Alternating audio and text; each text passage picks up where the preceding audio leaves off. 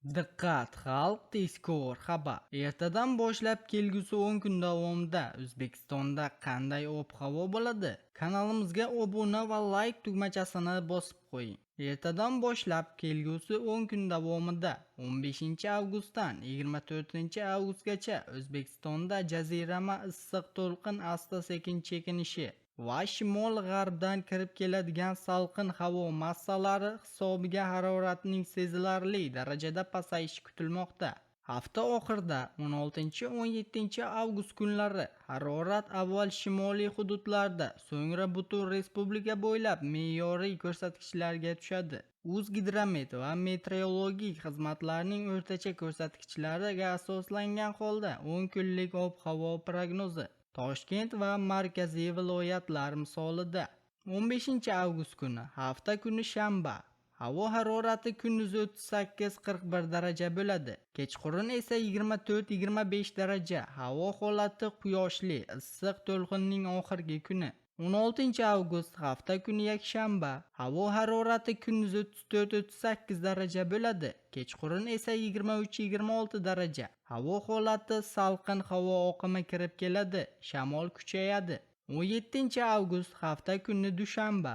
Havo harorati +35-+37 daraja bo'ladi. Kechqurun esa +23-+24 daraja. Havo holati musaffo va qulay havo. 18-avgust seshanba kuni. Havo harorati kunduzi 36-38 daraja, kechqurun esa 24 daraja bo'ladi. Havo holati ochiq va mo'tadil issiq havo. 19-avgust chorshanba kuni. Havo harorati kunduzi 36-40 daraja, kechqurun esa 24-27 daraja bo'ladi. Havo holati harorat biroz ko'tariladi.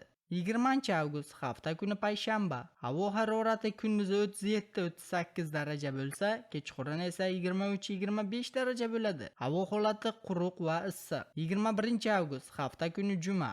Havo harorati kunduzi 35-37 daraja, kechqurun esa 21-23 daraja. Havo holati yana bir salqin havo to'lqini, kuchli shamol bo'lishi ehtimoli bor. 22-avgust hafta kuni shanba. Havo harorati kunduzi +29-+33 daraja bo'lsa, kechqurun esa 20-21 daraja. Havo holati sezilarli salqin va yoqimli ob-havo. 23-avgust hafta kuni yakshanba. Havo harorati kunduzi 31-32 daraja, kechqurun esa 17-21 daraja. Havo holati kuz nafasi, kechasi ancha salqin bo'ladi. 24-avgust dushanba kuni. Havo harorati kunduzi 32 daraja bo'ladi. Kechqurun esa 19-22 daraja. Havo holati me'yoriy yozgi ob-havo. Hududiy o'zgarishlar va ogohlantirishlar. Shimoliy hududlar, Qoraqalpog'iston Respublikasi va Xorazm viloyatida salqinlik 16-avgust yakshanba kunidanoq birinchi bo'lib kirib keladi va kunduzgi harorat 30-35 darajagacha tushadi.